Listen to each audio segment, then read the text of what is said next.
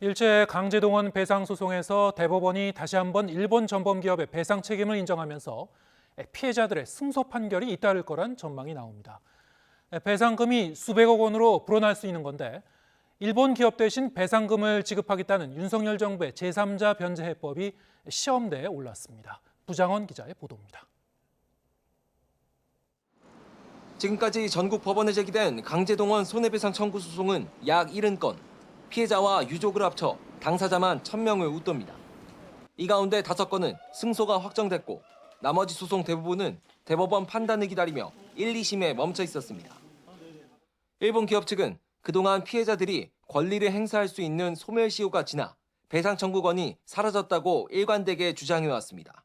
하지만 이번에 대법원은 과거 전원합의체 판결이 나온 2018년 10월 30일까지 강제동원 피해자들에게 권리를 행사할 수 없는 객관적 장애 사유가 있었다고 판시하면서 소멸시효 논란에 종지부를 찍었습니다.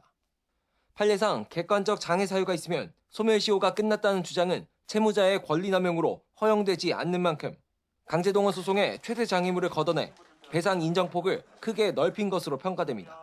진행 중인 모든 강제동원 판결은 최소한 소멸시효로 기각될 염려는 없다. 가장 두텁게 피해자들의 권리를 보호한 판결이고 피해자들에게 선물 같은 판결이다라고 평가할 수 있을 것 같고요. 이번 판결로 피해자들의 남은 소송에서도 승소 확정 결론이 이어질 전망인데 보통 피해자 1인당 1억 원에서 1억 5천만 원의 배상금에 지연이자까지 지급 책임이 인정돼 전체 배상액은 수백억 원대로 늘어날 수 있습니다.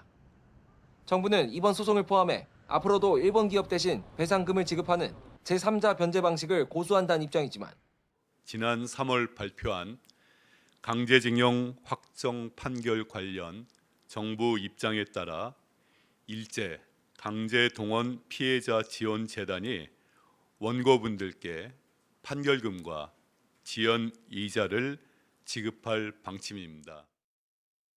양금덕 할머니 등 일부 피해자의 변제금 수령 거부에 법원의 공탁 불수리 결정까지 잇따르면서 논란은 수그러들지 않고 있습니다. 또 민간의 자발적 참여로 충당한다는 피해자 지원재단 기금으로 향후 승소 판결에 따른 거액의 변제금을 계속 지급할 수 있을지도 미지수입니다. 설사 재원이 마련된다 해도 일본 전범기업이 내야 할 배상금을 대신 떠안는 데 대한 비판 여론이 거세질 수 있어 정부가 강제동원 해법으로 내놓은 제3자 변제안의 지속 가능성에 의구심이 커지고 있습니다. YTN 부장원입니다.